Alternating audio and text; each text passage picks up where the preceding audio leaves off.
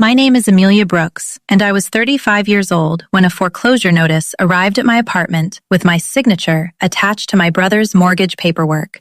And that was how I learned my parents had quietly moved my name into a debt that was never mine because, in their words, I was single and my good credit ought to be good for something. The envelope came on a Monday evening in Sacramento, California, after I got home from work with a tote bag full of compliance files and groceries I was too tired to put away.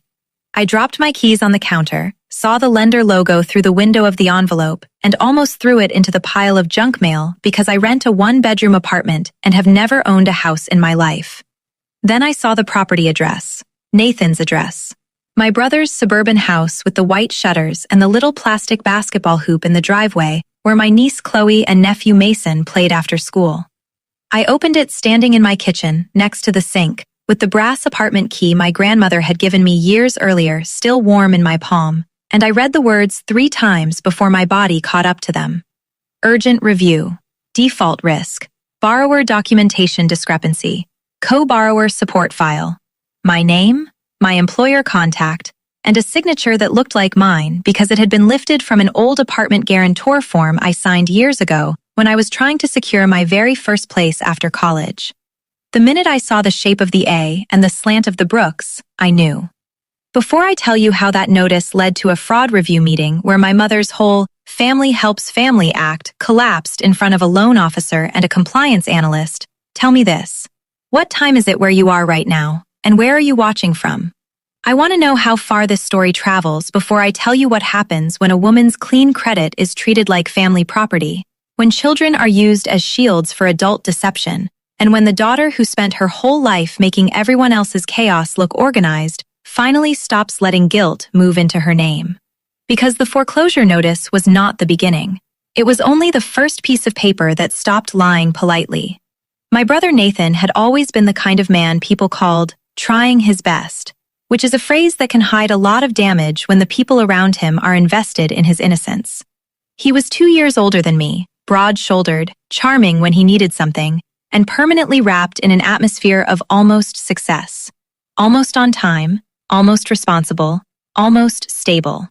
Our mother, Linda Brooks, called him a good man under pressure from the time he was 16 and failed algebra because football practice was so demanding. My father, Howard Brooks, liked practical-sounding excuses even more than my mother liked emotional ones. He would lean back in his chair, rub his chin, and say, "Nathan's got more at stake than most people," which was his way of turning every one of Nathan's mistakes into a community project. When Nathan overdrew his checking account in college, my mother cried that stress was making him careless. When he defaulted on a used truck loan, my father said the lending terms were predatory. When he forgot to renew his car insurance after his first child was born, my mother called it exhaustion. Every problem came wrapped in a reason. I, on the other hand, was the careful one, the one who read forms, the one who balanced things, the one who remembered due dates, printed checklists, corrected spelling errors on family paperwork, explained taxes at Thanksgiving, and got told, "Don't make it complicated," every time I asked a necessary question.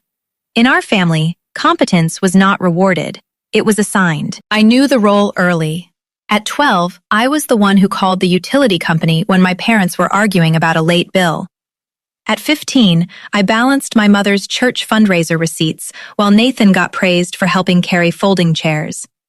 At 19, I was the one my father called to review a refinancing packet because you've got the head for details, while Nathan was in the backyard talking about his future like it was already a finished house. At 26, I missed a housing interview for a better apartment because Nathan called in a panic over his car loan paperwork and begged me to help before the lender's office closed. I drove across town, fixed the issue in 40 minutes, and got home in time to miss my own appointment by 7 minutes. When I told my mother I was upset, she said, "He has more at stake than you do, Amelia. You're one person. He's building a life." That sentence stayed with me because it explained the whole system. Nathan's future counted as structure. Mine counted as excess.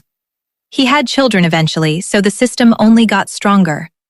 Once Chloe and Mason were born, every request came pre-blessed by innocence. School shoes, late utility payment, mortgage confusion, escrow question, insurance notice. My mother never said, "Help, Nathan." She said, "The kids need stability." That is how women like me get trapped. The burden is never presented as a man's irresponsibility. It is dressed up as a child's need. The only person who warned me clearly was my grandmother, Elise. She was my father's mother, quiet, sharp, and the kind of woman who read contracts all the way to the bottom because, as she put it, that's where the disrespect goes when it wants to look official.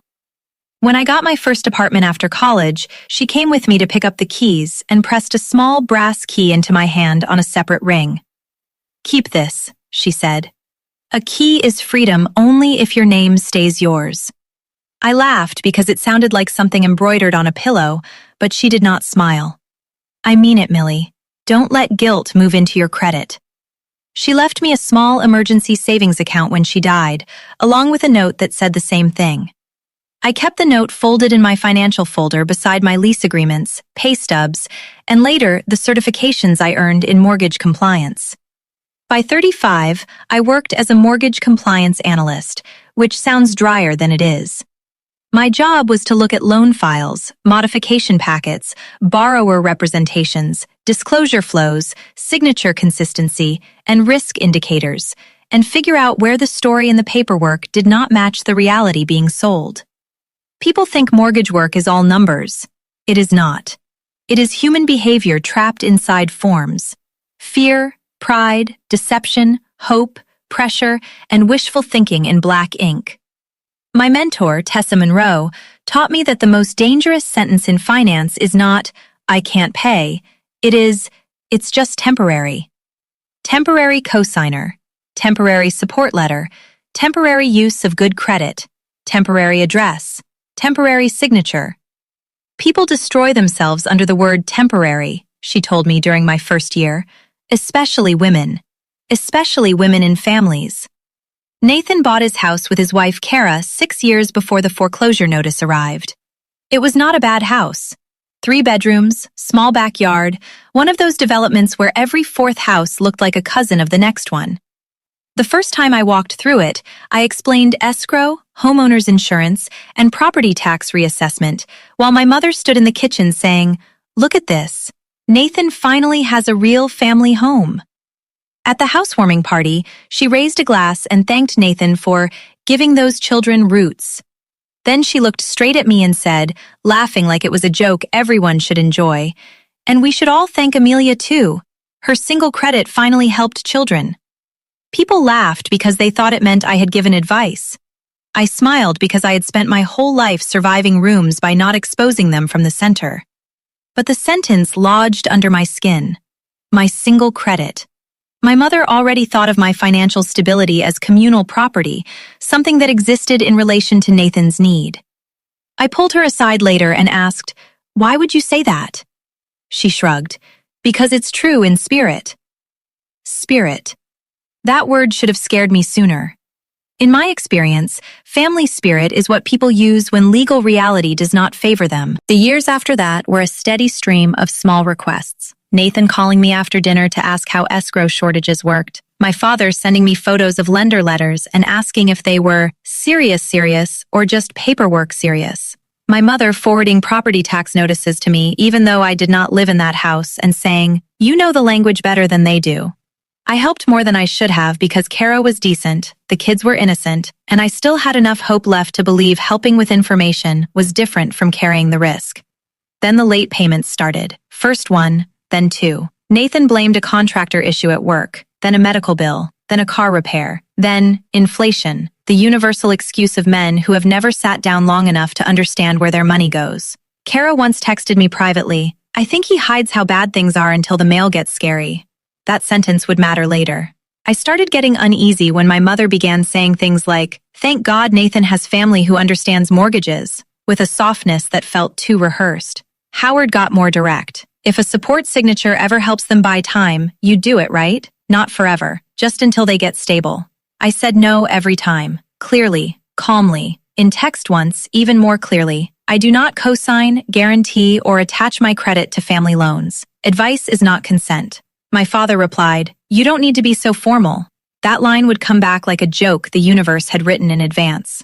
When the market shifted and Nathan fell behind harder, the house started becoming family theater. My mother told relatives Nathan was doing everything for those babies. My father blamed interest rates. Nathan posted photos of Chloe's school projects and Mason's soccer practices with captions about working hard for family. The subtext was always the same: a man trying, a family house, children inside the frame. I knew enough to understand the danger. Loan modifications can save people, but they also attract desperate misrepresentations when someone's numbers cannot qualify cleanly. I had seen borrowers pad occupancy, hide secondary income problems, or present family support that was never really there. The thought that my own family might use me that way had crossed my mind, but like most daughters trained to fix things, I always softened the suspicion because believing it fully felt like breaking something in myself. Then the notice arrived. One foreclosure-related review letter, addressed partly to me because I had been entered into the modification support file as a co-borrower support element. Not title holder, not public co-owner, something slipperier, something meant to strengthen a weak application without fully inviting me into the truth. I did not call anyone first. I audited. That is what Tessa taught me. Facts before feelings. I pulled my credit report. There it was, an inquiry trail connected to Nathan's lender. I accessed the public servicing references on the notice. I called the lender's borrower review line and requested the document basis for my inclusion. They would not release everything immediately, but they confirmed there was a support file connected to a modification review bearing my name, employment data, and signature. I asked for the packet through the escalation route I knew how to use. Then I pulled my old apartment records from my home file, including the guarantor form I signed 10 years earlier when my income needed extra support for lease approval. When the lender packet arrived electronically the next afternoon, my stomach went cold for the second time in 2 days. My name appeared as co-borrower support on the modification packet. My salary was listed. My employer contact was listed. My apartment address was listed. And the signature on the acknowledgement page was copied from that old guarantor form. Same angle, same pressure pattern, same slight scan shadow near the lower edge. Not similar, identical. Someone had taken a document from my past and moved it into my brother's debt. My name was not his down payment. My name was not his modification strategy. My name was a room my family had entered without permission. Kara called me that evening before I called Nathan. Her voice was tight, ashamed, and more honest than anyone else's had been yet. "Amelia, I think he knew you didn't agree." She forwarded an email thread she had found while trying to help Nathan gather missing pay stubs. In it, Howard had written, "Use Amelia's old support form language. The bank only needs reassurance that someone stable stands behind the file." Nathan replied, "Mom says she'll calm Amelia after it goes through." Kara had asked, "Did Amelia sign?" Nathan had answered, "She'll understand when the kids are safe." That line snapped something cleanly in me. Not because it was new, because it was so old. That had always been the formula. Do it first. Use the children. Call me cold if I object. I sent one formal non-consent statement to the lender's fraud review unit, the credit bureaus, and the ethics contact for the housing clinic where I volunteered. I stated that I had not signed, authorized, or consented to be included in Nathan Brooks's mortgage modification file or any related support documentation, and that the signature appearing in the file appeared copied from an old apartment guarantor form unrelated to the mortgage. I attached time-stamped comparison images. One letter, one line in the sand, one daughter finally choosing her own name over their panic. At 11:18 p.m., my mother called. Not hello, not, "Are you okay?" "What did you tell the lender?" she demanded. The sentence was so nakedly revealing I almost thanked her for the efficiency. "The truth," I said. Silence, then a sharp inhale. "Amelia, your brother could lose the house." Nathan should have thought about that before using my signature. My father came on next. "Stop reading every loan form like an accusation." Tessa, who was sitting across from me at my kitchen table by then because I had texted her earlier, looked up and wrote that sentence down in her notebook without even asking. Nathan grabbed the phone after that. "You're blowing this up. It was just to support the modification. With my credit. It's not like you were making payments. It's not like you had consent. Then my mother said the sentence that told the whole truth. Nathan couldn't qualify for the modification without your credit profile. There it was. Panic confession. Not misunderstanding, not family help. Qualification weakness patched with my name. So you forged support, I said. Don't use ugly words, Howard snapped. Ugly. Men like my father always find language uglier than conduct. My mother tried the children angle next. Chloe and Mason could lose their home, Amelia. I closed my eyes and touched the brass apartment key on the table. Children should not be used as mortgage shields. My father groaned. Nathan cursed under his breath. My mother started crying. Not because they were sorry, because I was refusing my role. I gave them 72 hours. Correct the mortgage file, remove my name, notify the lender, repay my legal consultation fee, sign a no-credit access agreement. My mother whispered, "Fix this." I said, "I am." Then I hung up. The smear campaign started before morning coffee. My mother sent a family group message saying I was choosing a credit score over 2 children's home. She told church friends I was trying to make my niece and nephew homeless because I was bitter and single and didn't understand what real family sacrifice looks like. My father told neighbors I had overreacted to routine paperwork. Nathan posted a photo of his kids at the breakfast table with the caption, "Doing everything I can to keep their world stable." There are few things more manipulative than an image of children placed next to adult dishonesty. For about 2 hours, I nearly folded. That is the part nobody celebrates in stories like this. Not the strength, the weakness, the old reflex. Chloe and Mason's faces sat in my mind like accusations. What if they blamed me? What if the house was lost and family history remembered me as the aunt who cared more about numbers than children? Tessa came by my office at lunch and shut the door. "If you back down," she said, "you're teaching everyone around you that your name is negotiable, including those kids. They deserve better than a family built on falsified support." That helped. Not because it eased the guilt, because it reminded me guilt is not always wisdom. Sometimes it is just old training with good lighting. I gave structured mercy. Through the lender review channel, I stated I was willing to attend a clarification meeting, provide a legitimate non-consent statement, and support accurate correction of the file, but I would not sign retroactive approval and would not absorb liability. That was more grace than they had earned. The private truth room happened the next evening in my apartment kitchen, which felt appropriate because the first independent space I ever fought to secure had provided the very signature they stole from. Tessa sat at the table with me. Kara came, pale and nervous. Nathan arrived first, shoulders tight, still trying to wear injured fatherhood like armor. My mother Linda came in crying. Howard came in irritated. He always preferred matters that could be solved by the women in the room swallowing something. The brass apartment key sat on the table beside the foreclosure notice, the mortgage packet, my old guarantor form, Kara's email thread, and my grandmother Elise's note. My mother saw the note and said, "Not everything needs to be theatrical." I almost smiled. Evidence always looks theatrical to people who wanted secrecy. Nathan started fast. "I was trying to save the house." "With my name," I said. "It wasn't like adding you to the deed." That was his first mistake. He said it out loud. He knew exactly what he had done and what he had not. Howard stepped in. Amelia verbally agreed around Thanksgiving that she'd help however she could. I laid the old guarantor form beside the modification acknowledgement. Then why is the signature identical to a 10-year-old rental form? Silence. Tessa said, very calmly, "Because that is not how fresh consent appears." My father glared at her. "Who are you?"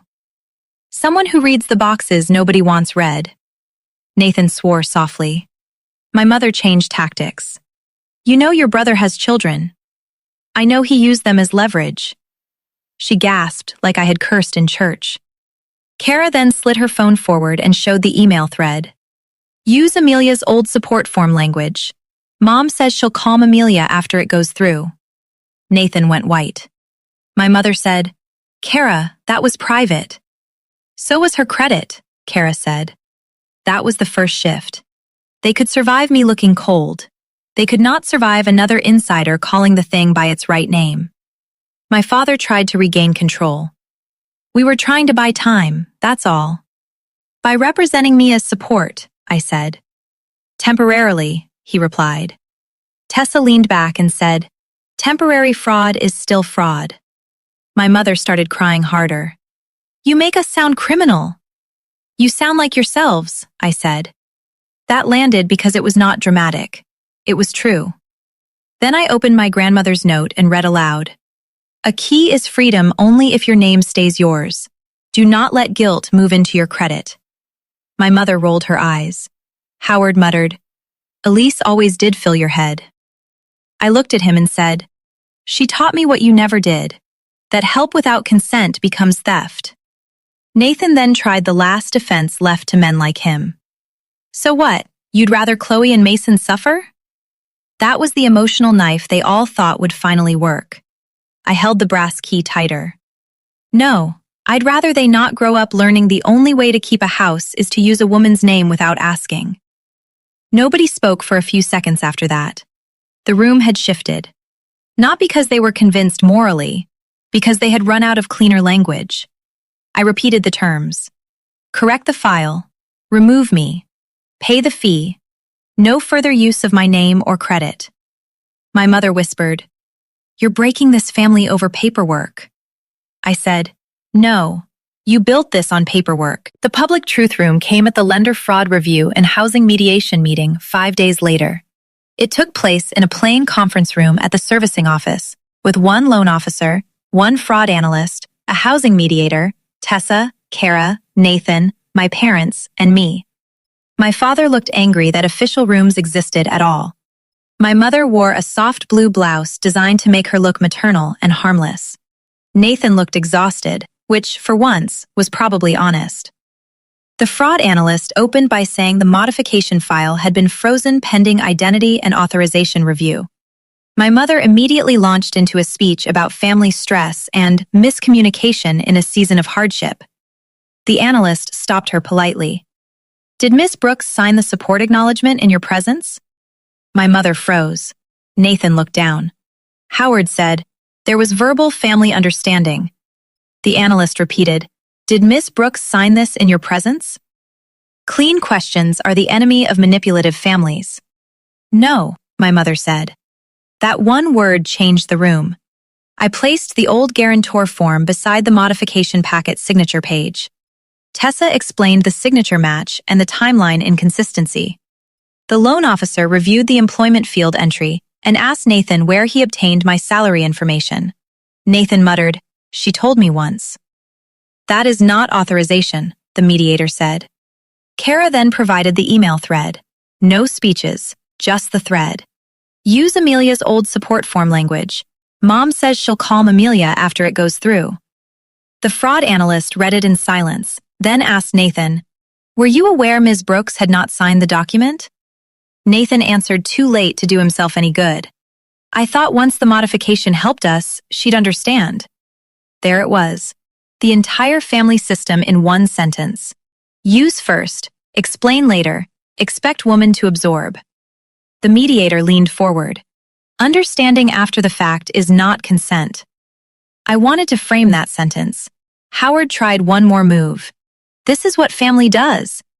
I replied before anyone else could. Family housing does not erase financial consent.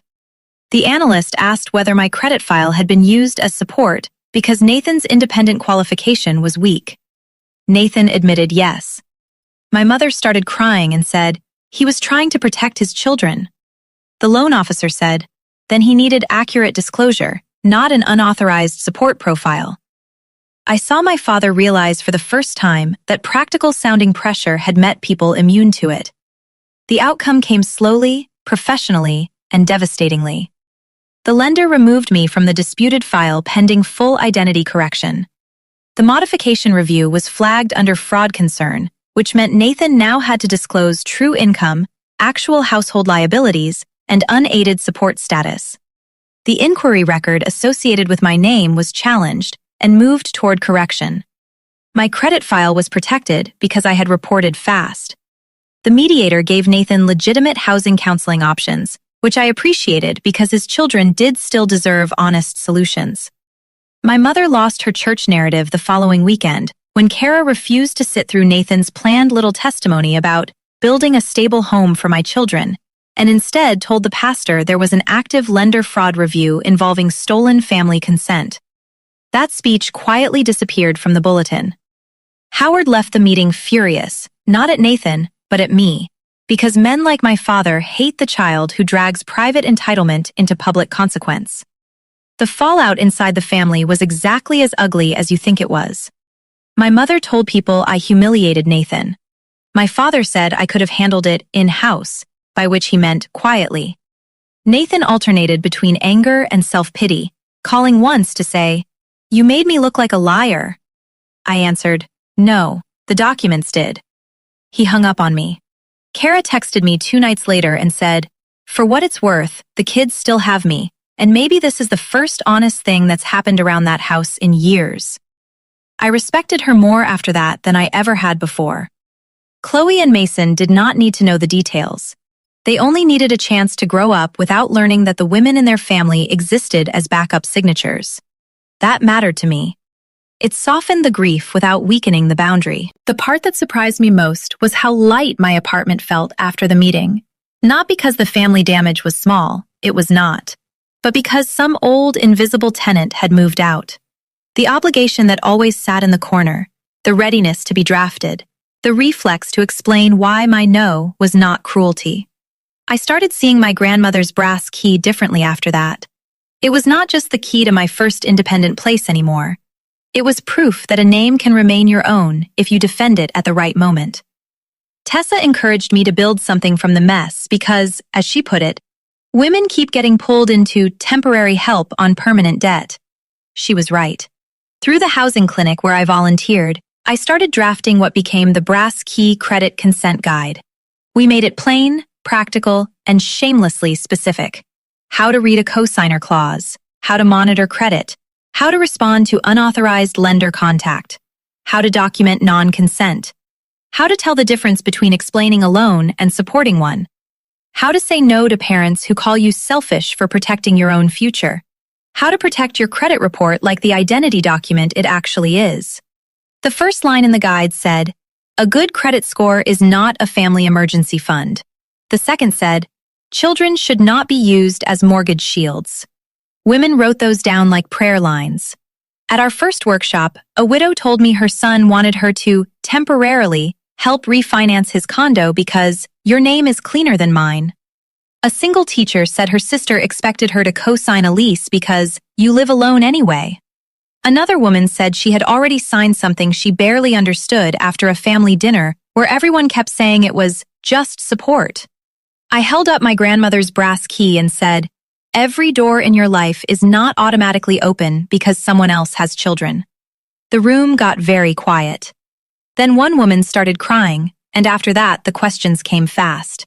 We expanded the guide into free workshops with sample scripts, dispute templates, credit freeze instructions, and red flag lists for family loan pressure.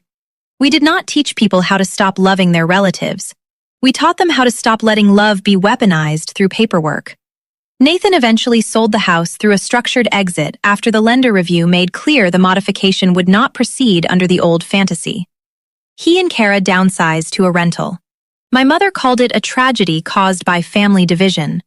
I called it a correction delayed too long. The children adjusted better than the adults, which is often the way.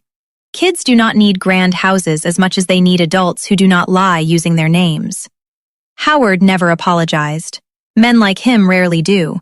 They just reduce the story until it sounds survivable. "Things got messy," he said to me 6 months later. I looked at him and said, "No, things got exposed." That ended the conversation. My mother still believes my greatest flaw is that I choose clarity over comfort. She says it like an indictment. I now hear it as biography. I keep my grandmother Elisa's note in a frame near my desk now. A key is freedom only if your name stays yours. Do not let guilt move into your credit. Sometimes before a workshop, I touch the brass key and remember that foreclosure notice on my kitchen counter, the cold feeling in my chest when I recognized my own signature in the wrong life, the way my mother said I was single like it was both insult and justification. Then I remember the meeting room, the clean questions, the collapse of all that family fog under one plain fact: I did not sign. That sentence saved me. It saved my credit, yes, but more than that, it saved my idea of myself from being permanently leased to other people's panic. A family that calls your boundaries selfish while putting debt under your name does not want help. It wants your credit without your consent. If your relatives treated your stability like community property and your clean name like a spare room in their financial emergency, would you still call that love? And if the little brass key that once opened your first apartment became the symbol of protecting your future, would you keep handing it to people who never respected your door? Or would you finally close your hand around it and remember that freedom only works if your name stays yours?